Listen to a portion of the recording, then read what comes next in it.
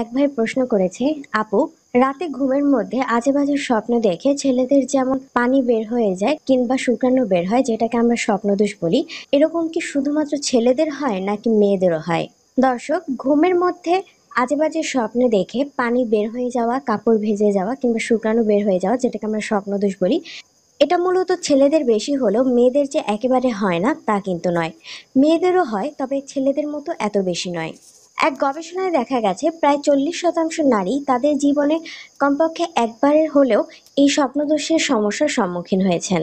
ছেলেদের রাতে শুক্রাণু বের হলে এটা খুব সহজে বোঝা যায়, কেননা ছেলেদের যে পানি বা শুক্রাণু বের হয় এটা থাকে খুব ঘন এবং চটচটে, যার কারণে সকালবেলা হয় কাপড় ভেজা থাকে যার কারণে সে বুঝতে পারে, আর শুকিয়ে গেলেও কাপড়টা খুব বেশি চটচটে থাকার কারণে সে খুব সহজেই এটা বুঝতে পারে।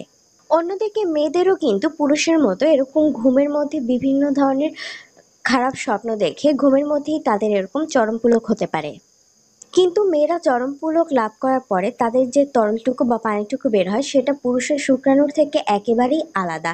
এটা অনেকটা স্বচ্ছ সাদা পানির মতো। যেখানে পুরুষের শুক্রাণু হচ্ছে অনেক বেশি ঘন এবং আঠালো, সেখানে মহিলাদের এই তরল হচ্ছে একেবারে স্বচ্ছ পানির মতো, যেটা কাপড়ে রাখলে খুব অল্প সময়ে শুকিয়ে যায় এবং কোনো ধরনের দাগও ফেলে না। এর জন্য অনেক মহিলাদের ক্ষেত্রে রাতে এরকম স্বপ্নদোষের সমস্যা হলেও তার এই স্বপ্নের কথা যদি সকালে তার মনে না থাকে তাহলে সে কোনো ধরনের লক্ষণ দেখে এটা বুঝতেই পারে না।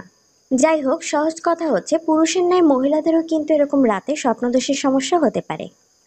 আর পুরুষ হোক কিংবা মহিলা, ঘুম থেকে ওঠার পর সে যদি কোনো লক্ষণ দেখে বুঝতে পারে যে তার স্বপ্নদোষ হয়েছে, তাহলে তাকে অবশ্যই ফরজ গোসল করে নিতে হবে। আশা করি বিষয়টি বুঝতে পেরেছেন। ধন্যবাদ।